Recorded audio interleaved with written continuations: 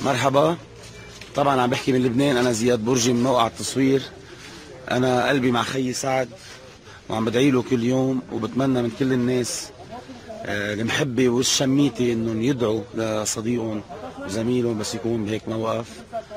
نحن عم نعمل هذا الفيديو تضامنا معك يا خيي سعد، ولانه نحن على معرفه بثقافتك وتربيتك ومعيشينك، واللي بنعرفه عنك بكفي انه ما نقبل انك تنهين تنحط بهيك موقف ما بيشبهك. ان شاء الله بكره الصبح اول ما ينزل الفيديو بتقلنا صباح الخير كلنا سوا، وكلنا سعد المجرد.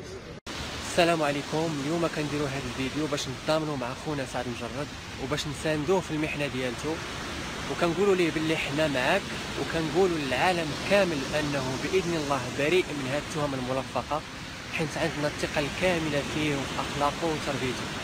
كلنا سعد المجرد. السلام عليكم. اليوم جينا باش نديروا واحد الفيديو باش نقولوا للعالم كامل بلا حنا راه مع واحد الاخ ديالنا سعد، عرفناه مزيان وعرفنا بلا هادشي ماشي ديالو، ما عمرنا ما شفنا هاد الوجه ديالو، الاخلاق ديالو والادب ديالو وديما التعامل ديالو، ما عمرنا ما عرفنا بلا يقدر يدير ولا يفكر يدير شي حاجه بحال هكا شي نهار. we will never forget you اخويا، وعرفنا ديما نبقاو حنا موراه ونبقاو ديما نساندوه. هذه سحابه غدوز، ان شاء الله غيرجع اون فورس. يا ربي يا ربي يخرج هادشي بخير ان شاء الله. كلنا سعد. السلام معكم جميلة.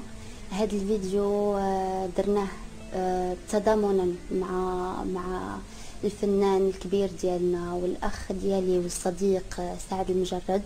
بغيت نقول له بلي احنا كلنا معاك، وان شاء الله يا ربي تعدى هذه الازمه وتخطاها.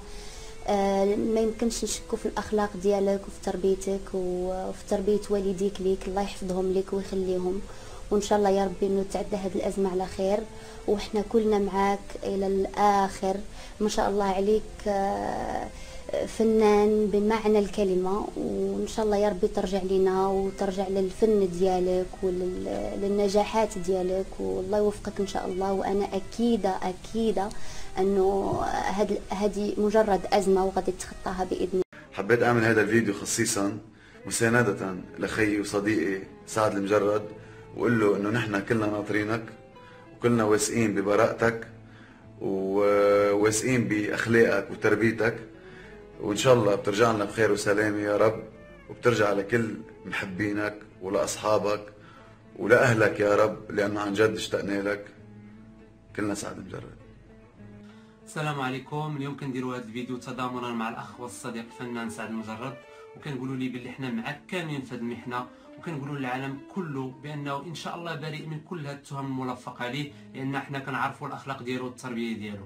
كلنا سعد المجرد. السلام عليكم.